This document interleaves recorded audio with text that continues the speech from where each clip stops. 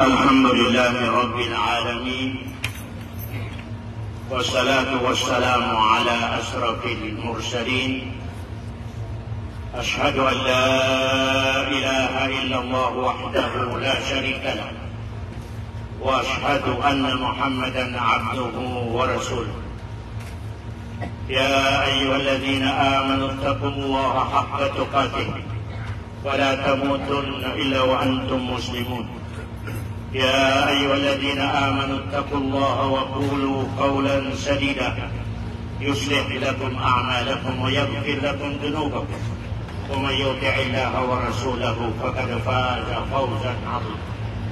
Ma'asyiral hujjaj, mga lusuko sa tiyan na ikakagiyapon sa bansa mo o sa Pilipinas.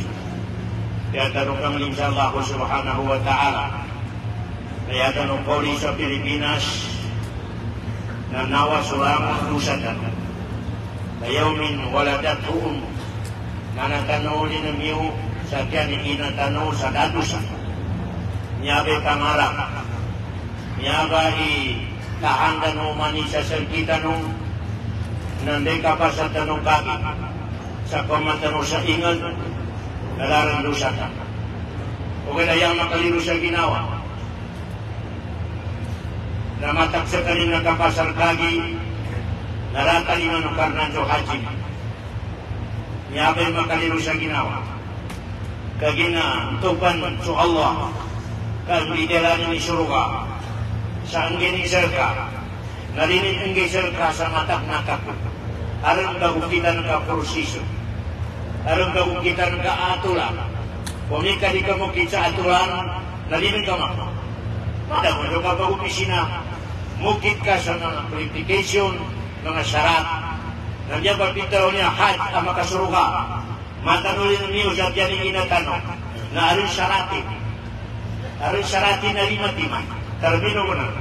Kung hindi ka napuas ka sa lima-timan na niya, na minuli ka, ayan ka kung nagtatagit na dusa, sanaya ko so ang pikti ka magita na.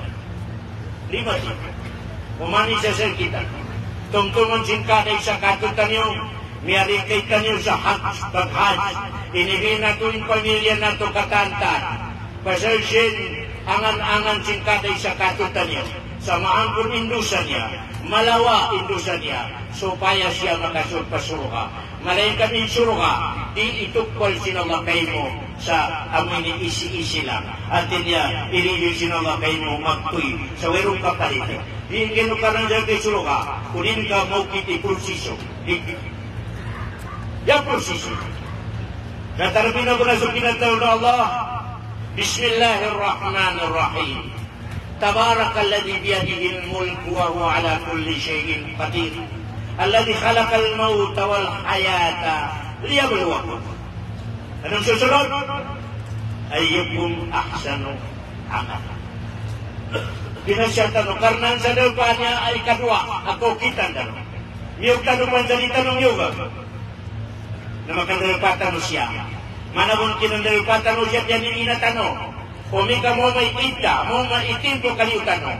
Nawin ka makaliw sa normal, na paliw ka lukarnan sa abnormal. Mungkin kasakyan, apurian, sisarian. Kaginanong mo sa ita, no masukot ka. Siya mo sa dunya, nayanin ka kapunay pa siya na unlimited. 60, 70. Miyog ka pa sa likamyog, utusin ka sa mabuti kay sikil ka sa pakumuran. Miyog ka pa sa likamyog. Niyabay ka ba kuyo, uyak ka mo sa dunya. Di ko na turuwa, 60, 70, umula-umat ko. Pero ganito naman pa sa 70. Siya tanong sa dunya. Siya tanong ang pagkuhan ni masurukatan. Siya tanong ang pagkuhan sa dunya.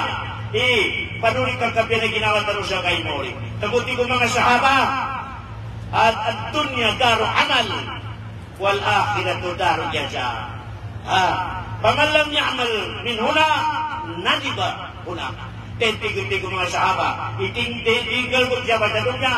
Na makacilito nito kanina kulit ka pa kumuran. Mayang pabingkaran niya sa dunya na makasukat, ikanggalbog ka.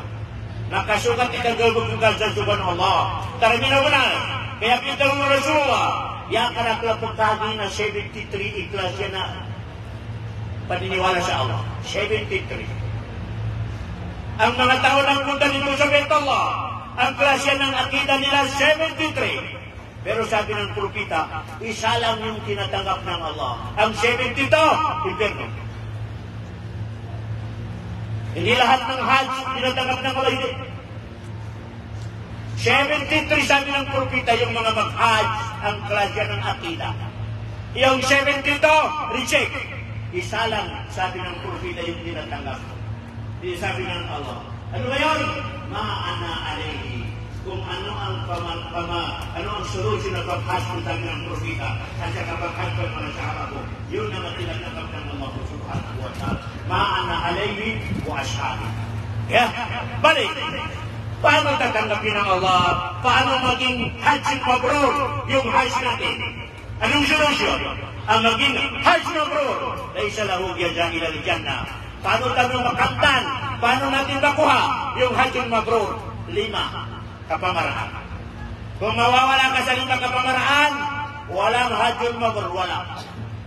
1, dalisay yung akida mo, yung paniniwala mo sa Allah, itsakto. Al-aqidatu sahihah, itsakto yung paniniwala mo sa Allah subhanahu wa ta'ala. Pero kung nagpunta ka dito, ang paniniwala mo sa Allah, pwede magbigay ng pera sa tabiran, pwede magbigay ng, pwede magtunong, yung magsakayan, pwede maghingi ng jet, pwede maghingi ng sinuman yan, para doon sa piket, pwede maghingi sa magtanong doon sa babae. Ano ba yung Hajj? Hindi tatanggapin ng Hajj mo kasi yung akida mo hindi dalisay, hindi itsakto. Allah subhanahu wa ta'ala. Nagpunta dito, pero nagtanong pa siya sa iyong mga imam, anong oras mabuting flight, mabuting paglarga? Sabi ng imam, alas 7 ng araw, alas 7 ng morning, na yung flight niya, alaw na pa ng uto, nag-alis na sa bahay niya, sa alas 7. Bakit? Ang paniniwala niya, exactly yung sinabi ng imam alas 7. Ano ba, tanggapin ng Allah yan? Hindi. Kasi yung akida mo, hindi exacto sa paniniwala sa Allah subhanahu wa ta'ala. Yun ang tinatawag, number 1, asyarata hajjul mabrur, al-aqidatu sahihah. Number 2, makamnatan, makuha natin yung hajjul mabrur. Yung pag-hajj natin dito ay ikhlas. Ano ba yung ikhlas? Ano ba yung ikhlas na tinatawag? Hajj. Wala tayong intention. Maliban sa sunod natin sa utos ng Allah. Pero kung nag-hajj dito, pagdating dito sa Arafah, shopping, sa picture doon, picture inisend sa pamilya. Bakit? Para masikat doon sa pamilya. O di kaya, nagpagawa ng kartulen, nakaloon ng hajj na ganito, inilagay sa mga daan. Ano ba yung ikhlas? Para sa tao. Para ang sample ng ikhlas, sabi niya, hindi pwede ako hindi makahalik kasi walang hajj. Ano ba yan? Allahu Akbar. Kung nakahalik na sa Hajj al-Aswad, nagtawag sa pamilya niya, tapos na yung hajj ko ka nakahalik na ako. Ano ba yan? Tama ba yun? Hindi tama. Allahu Akbar. Kaya nga, kailangan natin yung surod. Number 1, akida sahihah. Number 2, walang intention maliban sa sunod mo sa utos ng Allah subhanahu wa ta'ala. Walang pasikat, walang anuman yan. Ikhlas ng Allah subhanahu wa ta'ala. Number 3, syarat na makamtan mo yung hajjul mabrur. Yung pera ang ginagamit mo, halal. Pero kung pera ginamit mo, inipabriti mo sa plane, galing sa haram, galing sa riba, galing sa kurakot, doon ka pa sa bahay mo, sabi ng malaikat, huwag ka nang tumuloy kasi yung hajj mo hindi tatanggapin ng Allah subhanahu wa ta'ala. Allahu Akbar. Kaya, yun ang ikatatlo syarat, yung pera ang ginamit mo, papunta dito, galing sa halal. Galing sa halal. Number 4, ang ibigay ng Allah sa yung hajjul mabrur. Ginagawa mo yung rukun arkanul hajj, yung mga haligi ng hajj. Ano ba yung haligi ng hajj? Ihram, punta sa Arafah, tawaf, sa'i, yan ang haligi ng hajj. Kung ginagawa mo yan, ibigay ng Allah sa iyo yung hajj al-mabrur. Number 3, ingatan mo yung tatlo. Ingatan mo yung tatlo para makamtan mo yung hajj mabrur. Ano ba yung tatlo? Connection sa babae. Kasi yung mga babae dito, labi na yung mga Arabo, maganda yung mga tindig nila, guwapa.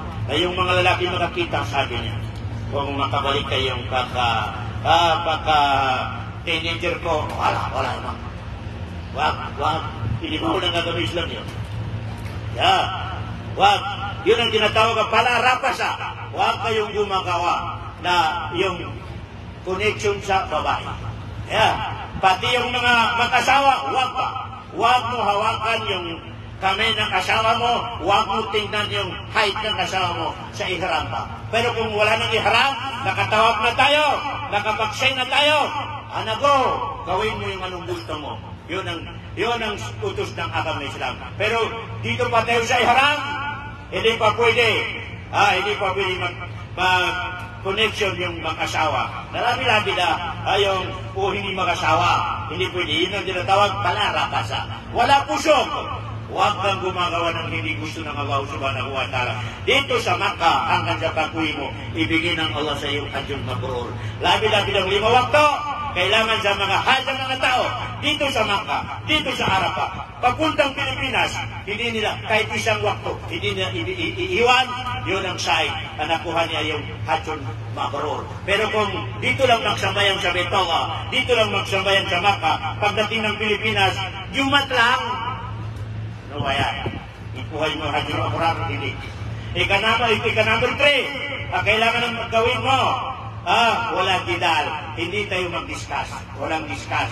Yung discuss na makadala sa atin ng pagsuntukan, makadala sa atin ng parang hindi mo nakausapin ng kapatid mo, dahilan lang sa pag-discuss. Yun ang bawal mga kapatid sa agama Islam. Ibigay ng Allah sa atin yung Hajjul Mabrur, kung magawa natin yun, dalisa yung akida natin. Ikhlas yung pagnyat natin na pag-hajj. Ika-number 3, halal yung ginagamit natin na pera. Ika-number 4, ginagawa natin yung mga rukun, mga wagid ng mga hajj. Number 5, lialayuan natin yung mga inibawal ng agama Islam. Relation sa babae, yung mga maasiyat ba Allah, at saka yung pag-discuss, humantong sa magsuntukan o di kaya hindi na mag-usap. Yun ang inibawal ng agama Islam sa maibigay sa atin yung Hajjul Mabrur kung magawa natin. Mga kapatid, mga lusog usakyan, mga katautay ng buwan ng agama Islam.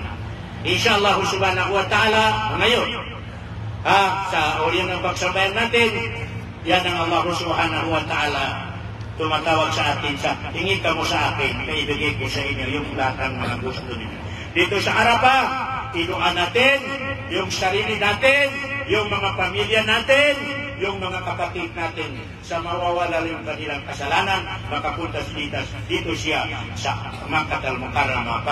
Kasi sabi ng Propeta, tatanggapin ng Allah yung mga doa ng mga hajj at saka yung inisali nila sa doa nila, tatanggapin ng Allah subhanahu wa ta'ala. Kaya nga tayo sa after ng itong pagsabayan natin, huwag tayong magsismis, huwag tayong ano-ano diyan mag-story, magdua tayo sa Allah subhanahu wa ta'ala sa iluan natin, ano ang gusto natin dito sa mundo at sa kabilang buhay. Pero ang tao may isipan, iluan niya, mabuti yung kanyang pag-agama o kabilang buhay, pabigyan ng Allah sa surga ng Allah subhanahu wa ta'ala. Magdua tayo lahat para tatanggapin ng Allah yung hajj natin, ang magdua sa atin, walang iba kundi kapatid natin, si Sheikh Nuruddin. Sallallahu alaihi wa sallam wa akhiru da'wana alhamdulillahi rabbil alamin.